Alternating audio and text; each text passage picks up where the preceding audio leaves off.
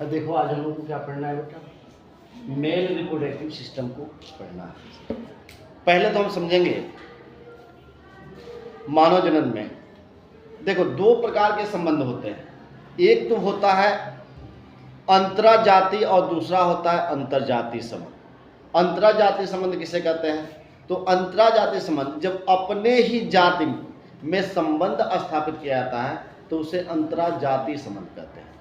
जैसे बात आप लोगों को समझ नहीं आ रही, मैंने कहा कि अपने ही जाति में संबंध स्थापित किया जाए। जैसे मानव में दो ही जातियां हैं, एक नर है और एक मादा।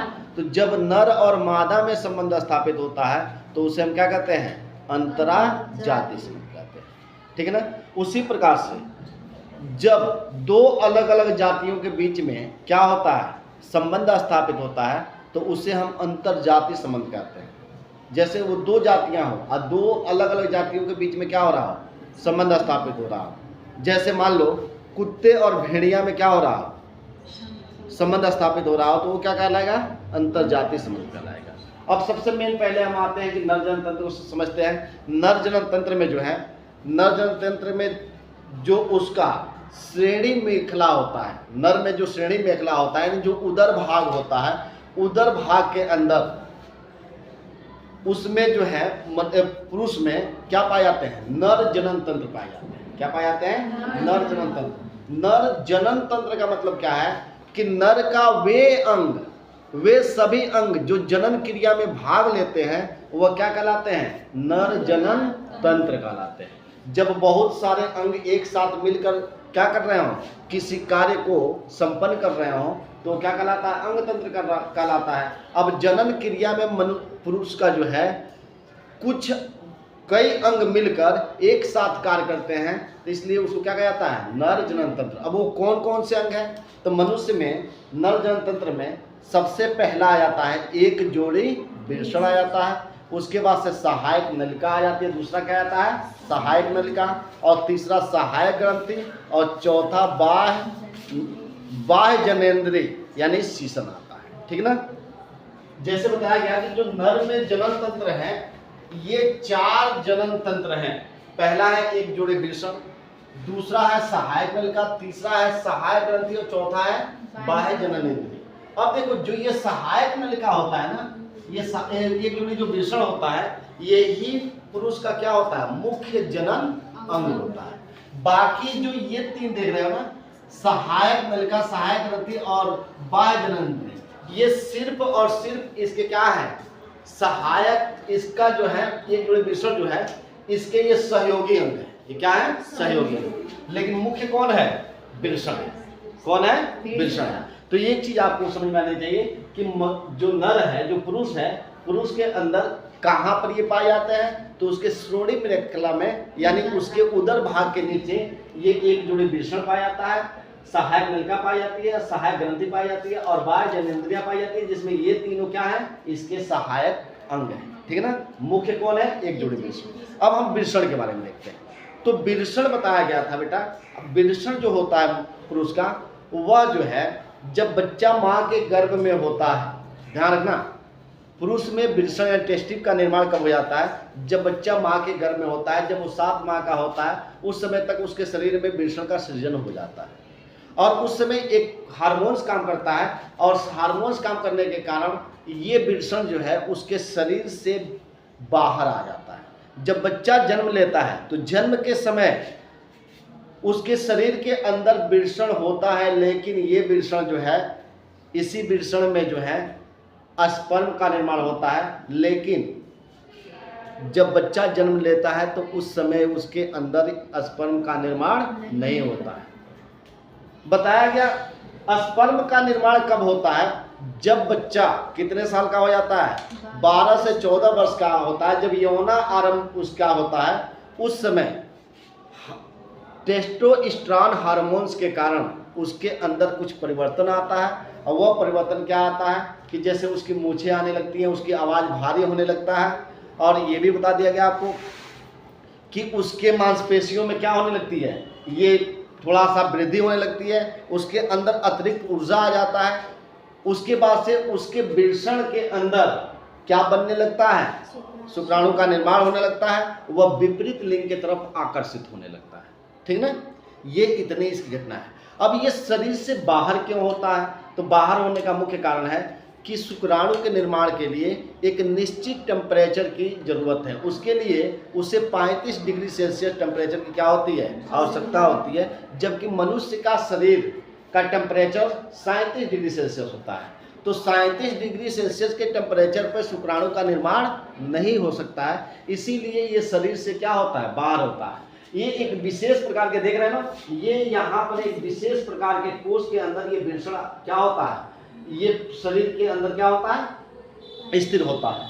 अब इसमें जो है, जो ये बाहरी आवरण होता है, इसको हम क्या कहते हैं? एक विशेष थैलीनुमा संरचना होती है, जिस संरचना को हम क्या करते हैं? वृषण कोष कहते हैं। और इस वृषण कोष के अंदर खासियत क्या होती है? इसमें सिकुड़ने और फैलने की क्षमता होती है। जब टेम्परेचर शरीर का और वातावरण का टेम्परेचर ज़्यादा बढ़ जाता है तो ये फैल के नीचे आ जाता है। जैसे ही जाड़े के दिन आते हैं या मौसम ठंडा होता है और टेम्परेचर कम होने लगता है तो ये सिकुड़ कर शरीर के पास चला जाता है और शरीर से क्या करने लगता है? टेम्परेचर को लेने लगता है।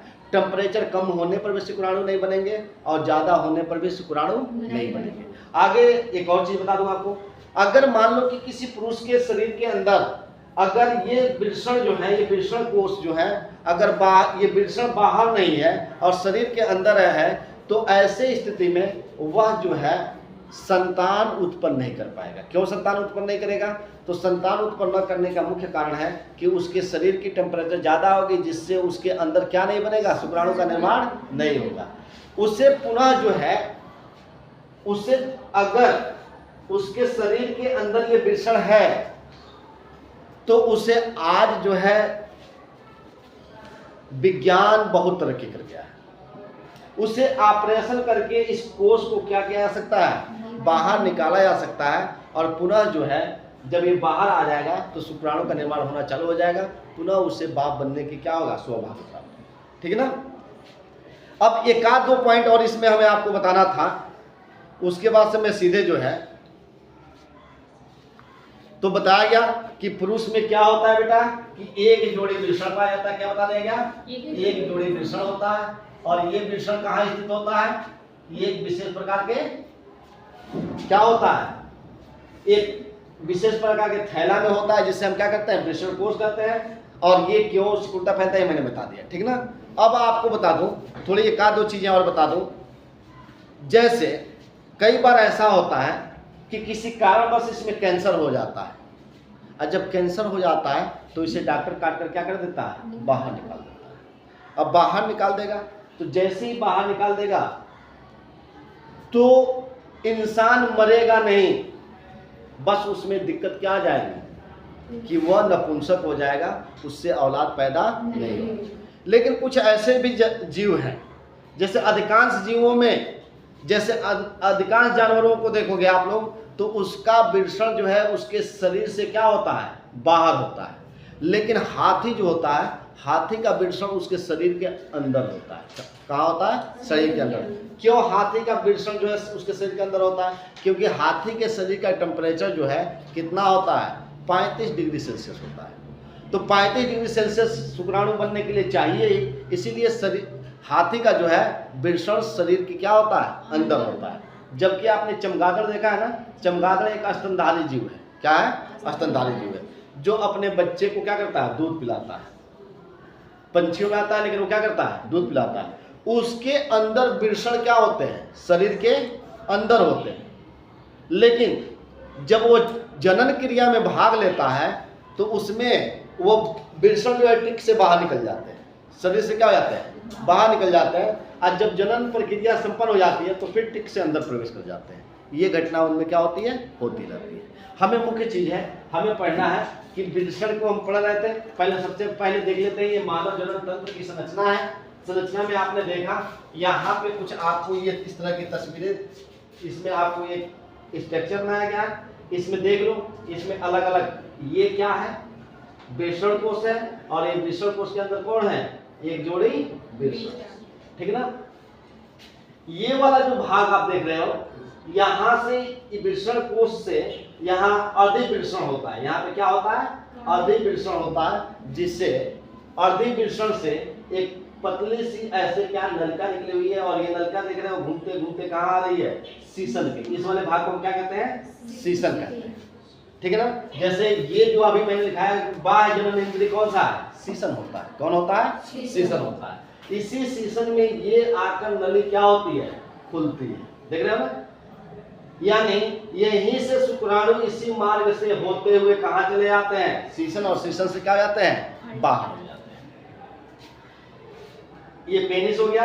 ये वाला जो, और यही वाला, अब यहाँ पर देखो, यहाँ से एक ये नली निकली हुई है, देख रहे हो ना, ये भी नली आकर इसी में जुड़ रही है।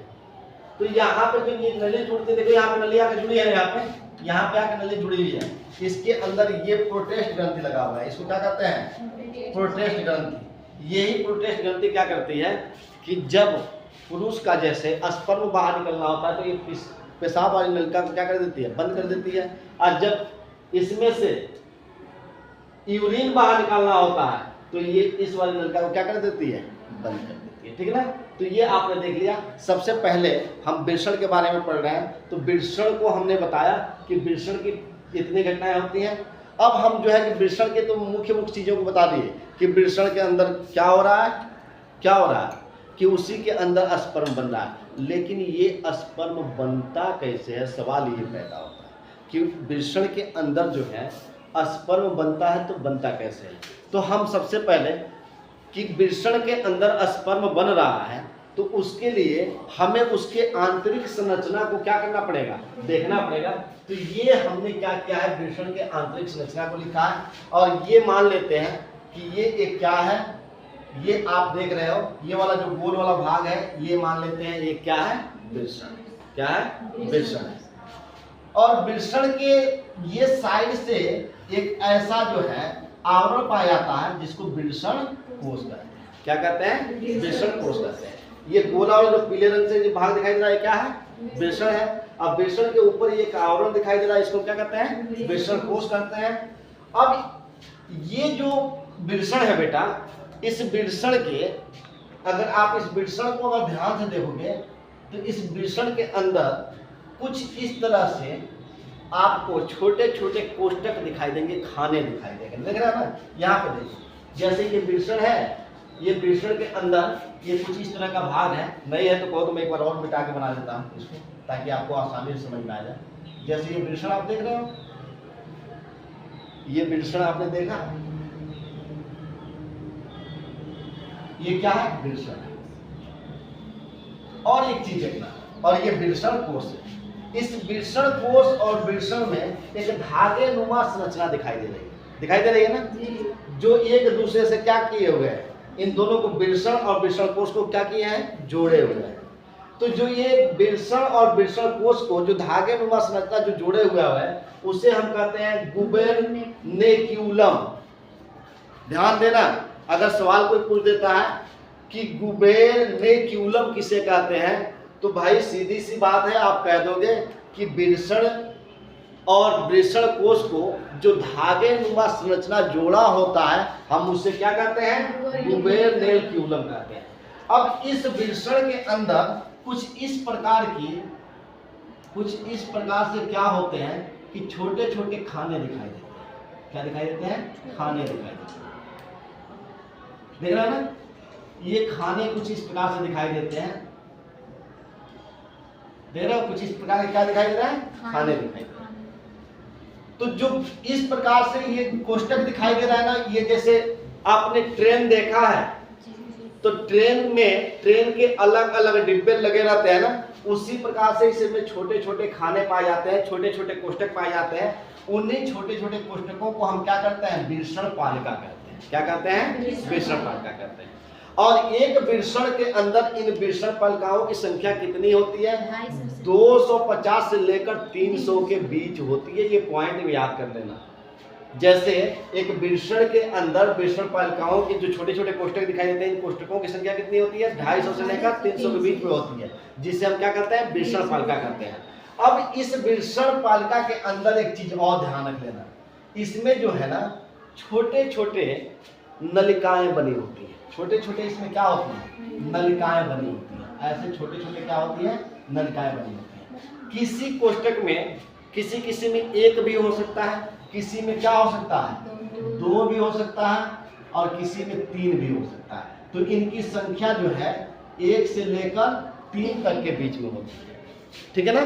इसके अब ये जो आपको जो कोष्टक दिखाई दिए जिसे विसर्णपालिका कहा गया, इस विसर्णपालिका के अंदर छोटे छोटे क्या पाए गए, नलिकाएं पाई गई, और उन छोटे छोटे नलिकाओं की संख्या 1 से लेकर 3 तक के बीच में रहती है। किसी में 2 भी हो सकता है, किसी में 3 भी हो सकता है।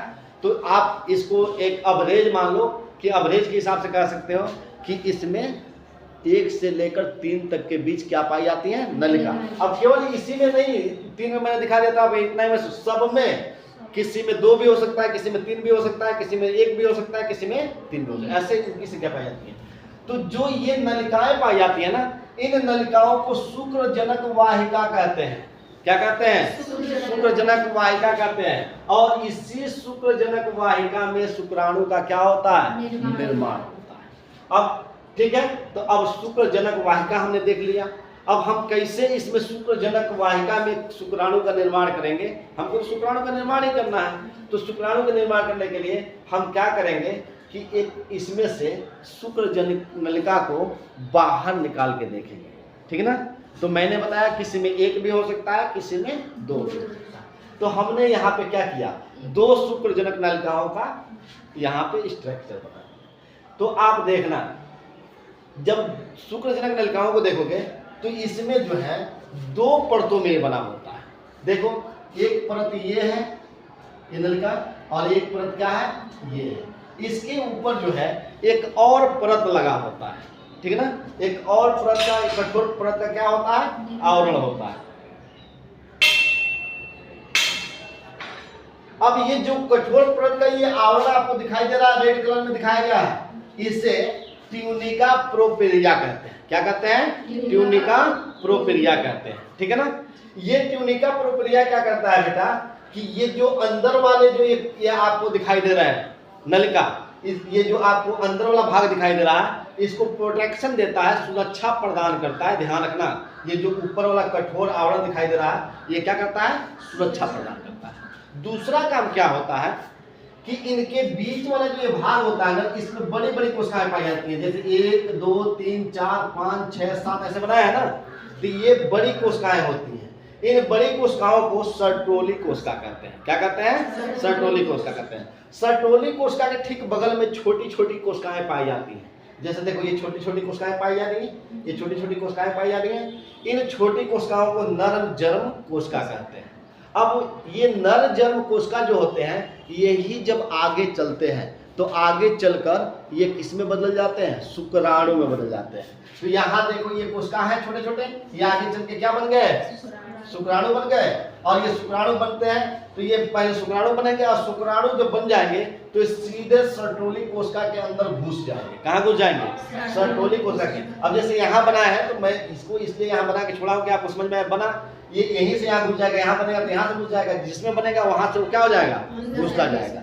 और जब ये घुस जाएगा तो यहाँ पर क्या होगा, यहाँ ध्यान रखना, यहाँ पर क्या होगा कि ये जो है ना सर्टोली कोशिका जो है, इनको पोषण देने लगेगा। क्या करेगा, पोषण देने लगेगा। क्योंकि शुक्राणु एक प्रकार की कोशिका है, जीवित कोशिका है, और हर जीवित कोशिकाओं के लिए क्या है, उसे पोषण की जरूरत होती है, उसे भोजन की जरूरत होती है। तो भोजन कौन दे रहा है, सर्टोली कोशिका, ठीक है ना। तो भाई आपने देखा स्पर्म बना लिया, लेकिन स्पर्म बनाने से पहले एक घटना हुआ। एक घटना क्या हुई, उस घटना को आपको जानना होगा। जैसे जब बच्चा जो है, आपने देखा मैंने यहाँ 2 लिया, एक को बनाया है, तो एक और इसका भी ऐसे ही संरचना होगी। जैसे यहाँ तो मैं यहाँ सिंपल छोटा बना दे रहा हूँ, ऐसे होगी ना, बोलो, इसकी भी संरचना ऐसे होगी। इसमें ये बड़ी बड़ी कोशिकाएं होंगी, ये बड़ी बड़ी कोशिकाएं होंगी, और यहाँ पर इसके ऊपर भी एक आवरण होगा ना, ऐसे बोलो, ऐसे आवरण होगा कि नहीं होगा। हमने जल्दी जल्दी इसको आवरण को बना दिया, आप थोड़ा बढ़िया से बना लेना, समय नहीं है। लेकिन इनके अंदर भी सेम ऐसी घटनाएं होती होंगी, जो इसमें हो रहा है सेम ऐसे हो रहा है। लेकिन इन दोनों कोशिकाओं के बीच में कुछ और कोशिकाएं यहाँ शामिल होती हैं। देख रहे हो ना, ये छोटा छोटा कोशिका आपको दिखाई दे रहा है। इन छोटी छोटी कोशिकाओं को जो है लीडिंग कोशिका कहते हैं। क्या कहते हैं, लीडिंग कोशिका। यहाँ में लिखना छोड़ दिया, इनको क्या कहते हैं, लीडिंग कोशिका।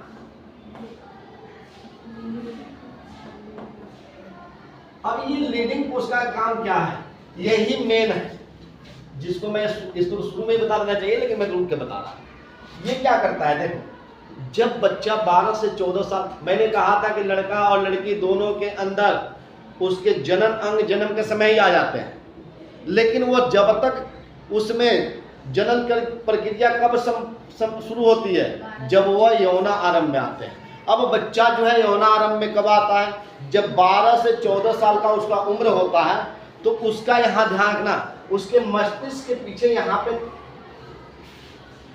यहाँ पे जो है हाइपोथैलेमस पाया जाता है। क्या पाया जाता है, एक छोटा सा गड्ढा होता है हाइपोथैलेमस। ये हाइपोथैलेमस क्या करता है, JNRH, ध्यान रखना, ये क्या करता है, JNRH हार्मोन्स को रिलीज करता है। और ये जो JNRH हार्मोन्स है, ये सीधे जो है जो क्या करेगा, जो पीयूष ग्रंथि है वह उसको जाकर प्रेरित करेगा। वहां से JNRH जब इसको प्रेरित करेगा तो वहां पे दो तरह के हार्मोन्स उसके पास निकलते हैं, एक होता है ल्यूटेनाइजिंग हार्मोन्स यानी LH, और दूसरा होता है FS, फॉलिकल स्टिमुलेट हार्मोन, जिसको पुटका हार्मोन्स कहते हैं। क्या कहते हैं, पुटका हार्मोन। अब ये क्या करेंगे, अब चूंकि मुझे इसको इतना डिटेल में नहीं बताना है, अब ये सीधे जो पीयूष ग्रंथि है पहले कहां से निकला, हाइपोथैलेमस से। कहां निकला, हाइपोथैलेमस से। यहां लिख लो ना, हाइपोथैलेमस। थैलेमस ने क्या किया, एक JNRH हार्मोन को किया, इसने किसको प्रेरित किया, इसने किसको किया, पीयूष ग्रंथि को, पीयूष ग्रंथि को। अब पीयूष ग्रंथि ने किसको किया, वह सीधे जो है वह सीधे किसके पास ट्रांसफर कर देगा, अरे जा इसको का लीडिंग कोशिका को। और लीडिंग कोशिका के पास बहुत सारे हार्मोन्स होते हैं, यानी यहाँ हार्मोन्स के पूरे जो है समूह होते हैं जिसे पुंज कहते हैं। अब वो जैसे आकर इनको क्या करेगा कि अरे अब क्या कर रहा है, ये युवा अवस्था में आ गया, अब इसको तुरंत एक काम कर, तू एक हार्मोन्स रिलीज कर कि इसके अंदर क्या बनने लगे, शुक्राणु का निर्माण होने लगे। अब ये तुरंत क्या करेगा कि इसके पास तो भाई बहुत सारे क्या है हार्मोन्स हैं, उसमें से एक हार्मोन टेस्टोस्टेरोन हार्मोन्स को निकालेगा, और टेस्टोस्टेरोन हार्मोन्स जैसे निकलेगा वो क्या करेगा, मैंने बताया कि उसके अंदर क्या क्या परिवर्तनें आएंगी, ये मैंने बता दिया है। अब ये सीधे वो परिवर्तनों के बाद से इनके अंदर क्या बनाने लगेगा, इन कोशिकाओं को नरजन्म कोशिकाओं को किस में बदलने लगेगा, शुक्राणु में। और ये शुक्राणु किससे लगेंगे भोजन प्राप्त करने, सर्टोली कोशिका से। इस प्रकार से आपने क्या कर लिया, शुक्राणु का निर्माण कर लिया। अब ये शुक्राणु कैसे, अब ये इसके अंदर बन गए, अब यहाँ से कैसे बाहर आएंगे, अब ये जब आगे बढ़ेंगे तो केवल शुक्राणु बनते हैं नहीं, अब आगे जब ये बढ़ेंगे तो ये वीर्य में बदलेंगे, किसमें, सीमन में बदलेंगे, किसमें, सीमन में बदलेंगे। अब सीमन में कैसे बदलेंगे, अगले